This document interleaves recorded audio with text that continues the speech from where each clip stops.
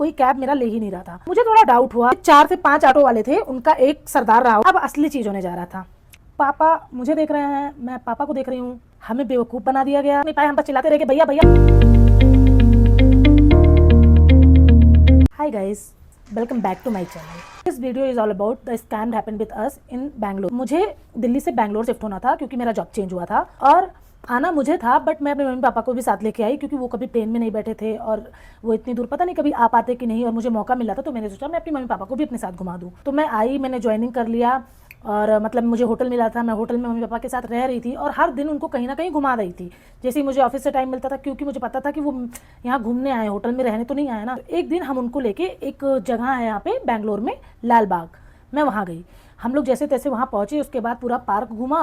मैंने वहाँ पे बहुत एंजॉय किया। जब हमने पार्क अच्छे से घूम लिया और अब ये हुआ कि अब घर चलते हैं, हम लोग बाहर आए पार्क से और मैंने कैब करना शुरू किया। अब वो कोई कैब मेरा ले ही नहीं रहा था।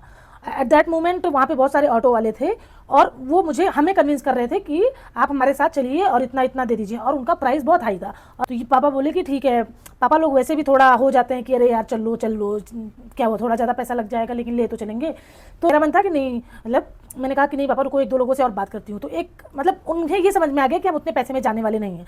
तो उन्होंने हमें कन्विंस करने के लिए बोला कि अच्छा ठीक है, मतलब जितना प्राइस, सपोज अगर मुझे लाल बाग से अपने होटल आने में 300 रुपीज़ लग रहा था, तो उन्होंने बोला ठीक है आप हम 180 में छोड़ देंगे। मुझे थोड़ा डाउट हुआ, प्राइस ओला पे दिखा रहा था जितना इन्होंने स्टार्टिंग में बोला उससे ये डायरेक्ट इतना कम कैसे हो गया। फिर भी मैंने सोचा कि हो सकता है कि हम मान नहीं रहे हों, इसलिए इन्होंने अपना प्राइस कम कर दिया हो ताकि हम तैयार हो जाए। 2 बार रिपीट किया कि भैया मुझे यहाँ जाना है, पक्का इतना ही पैसा लगेगा, बाद में ये चिड़चिड़ नहीं चाहिए मुझे। ऑटो वाले भैया से मेरी पूरी बात हो गई। और सपोज वहाँ पे 4 से 5 ऑटो वाले थे, उनका एक सरदार रहा हो। वो सरदार आके हमसे बोल रहा है कि मैम ये 180 में आपको छोड़ देगा, और सारी डील हमारी उससे हुई। उसने एक ऑटो वाले की तरफ इशारा किया कि ये तुमको ले जाएगा, और वही ऑटो वाला पहले हमसे आके ज़्यादा पैसे मांग रहा था। तो मुझे लगा कि दिस भैया इज़ वेरी गुड, जो मेरी हेल्प कर रहे हैं, जो मेरा सही प्राइस में ऑटो करवा दिए हैं। ठीक, हम तैयार हो। बस उनकी एक शर्त थी कि वो जाते वक्त रास्ते में हमें हैंडलूम शॉप्स, जो हाथों से कुछ बनाते हैं कपड़े वगैरह, उस पर हमें विज़िट करवाएंगे। हमारी मर्जी होगी तो हम लेंगे, नहीं मर्जी होगी तो नहीं लेंगे। तो ये सब उन्होंने बताया, तब हम तैयार हो गए कि ठीक है। बट मैं नहीं चाहती थी कि, मैंने पापा से इसलिए कंफर्म करने को, पापा कह रहे, मेरे पापा ऐसे कि अरे चलो चलो ले चलेंगे, क्या हुआ 2 मिनट के लिए उतर जाएंगे। मैंने कहा अच्छा चलो ठीक है, पापा कह रहे हैं। तो हम लोग बैठ गए ऑटो में। अब हम लोग, ऑटो वाला हमें चला के उस शॉप पे ले गया जहाँ पे बहुत सारी साड़ी की दुकान, कुर्ती और बहुत सारे कपड़े, जो वो लोग ये कह रहे थे कि ये हाथों से बने हैं, केले के पत्तों से। अब भैया का ये कंडीशन था हमें उतारने से पहले कि मैम एटलीस्ट यहाँ पे 10 मिनट आप टाइम बिता दीजिएगा ताकि हमें कुछ कमीशन मिल जाए। आप खरीदेंगे या नहीं खरीदेंगे उससे कोई फ़र्क नहीं पड़ता है, हमें कस्टमर लाने का कमीशन मिलता है। तो आप 10 मिनट उतर जाएंगी तो हमारा फ़ायदा हो जाएगा। तो हमने भी एक भले इंसान की तरह सोचा कि चलो अगर भैया इतना कह रहे हैं तो उनके लिए कर देते हैं, अगर हमें पसंद आ जाएगा तो ले लेंगे, इसमें कुछ बुरा भी नहीं है। हम उतर गए शॉप पे और हमने देखा, अच्छे से देखा, मम्मी ने भी देखा। मम्मी को 1-2 साड़ी से पसंद आया, लेकिन उन्होंने डिसाइड किया कि अभी फिलहाल में बहुत सारी साड़ियाँ हैं तो मैं साड़ी नहीं ले रही। फिर मैं कुर्ती वाली दुकान पे गई, मुझे कुछ कुर्ती समझ में नहीं आई। एक कुर्ती बहुत पसंद आई थी, अगर उसका रीजनेबल प्राइस होता तो शायद मैं ले भी लेती, बट प्राइस बहुत ज़्यादा था। 1000 for 1 kurti only, without any pair like pant और दुपट्टा और एनीथिंग। तो मुझे लगा कि नहीं यार ये वर्थ इट नहीं है। उसके बाद भैया के पास गए, भैया ने कहा आपने यहाँ 10 मिनट भी नहीं दिया। हमने कहा नहीं भैया हमने 10 मिनट तो दिया था। वो बोल रहे हैं कि अच्छा ठीक है कोई बात नहीं, हम आपको एक दूसरी शॉप पे ले चलते हैं, आप वहाँ भी एक बार देख लो, लेकिन वहाँ प्लीज़ 10 मिनट रह जाना। हमने कहा ओके, मतलब बोले कि रास्ते में ही पड़ेगा हमारे घर के। मैंने कहा ठीक है, मतलब मैप में भी यही दिखा रहा था। उस वाले शॉप पे ज़्यादा ऑप्शन थे, मतलब मेल्स के लिए भी था और मम्मी के लिए, मतलब साड़ी कुर्ती और बहुत सारे ऑप्शन थे। तो हमें और मम्मी को तो कुछ समझ में नहीं आया, बट पापा को एक शर्ट पसंद आ गया। तो पापा को शर्ट पसंद आ गया और वो शर्ट भी 1000 रुपीज़ का था। बट ऐसा नहीं था कि कपड़े की क्वालिटी में कोई कमी थी, कपड़े की quality was okay, colour was okay, पापा के ऊपर अच्छा भी लग रहा था, तो पापा ने वो खरीद लिया। उसके बाद अब असली चीज़ होने जा रहा था। हमने वहाँ पेमेंट किया, हम उस शॉप पे सामान लिया, उसके बाद शॉप से निकले, ऑटो में बैठे। ऑटो वाले ने कहा अंकल भैया को समझ में आया था आपको? पापा को उसने बोला। पापा ने बोला हाँ एक समझ में आ गया, ले लिया, आपका भी कुछ कमीशन बन गया होगा। हाँ आपका भी हो गया और हमें भी पसंद आ गया तो हमारा भी हो गया।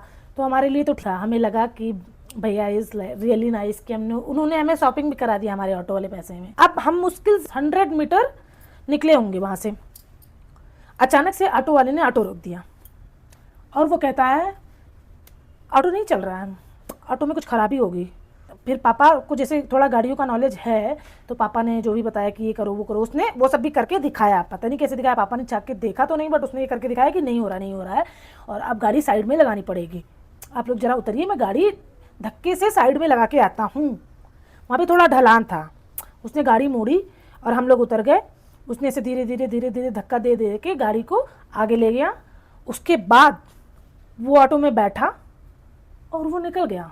पापा मुझे देख रहे हैं, मैं पापा को देख रही हूँ कि वो गाड़ी साइड में लगाने गया है, कि वो चला गया है, हमारे साथ स्कैम हो गया, हमें बेवकूफ़ बना दिया गया। इनका मेन मकसद हमसे शॉपिंग करवाना था, मतलब जो भी कमीशन जो भी है, इन्हें हमारे घर तक छोड़ना नहीं था। और वहाँ से लिटरली मेरा घर अभी 10 किलोमीटर दूर था।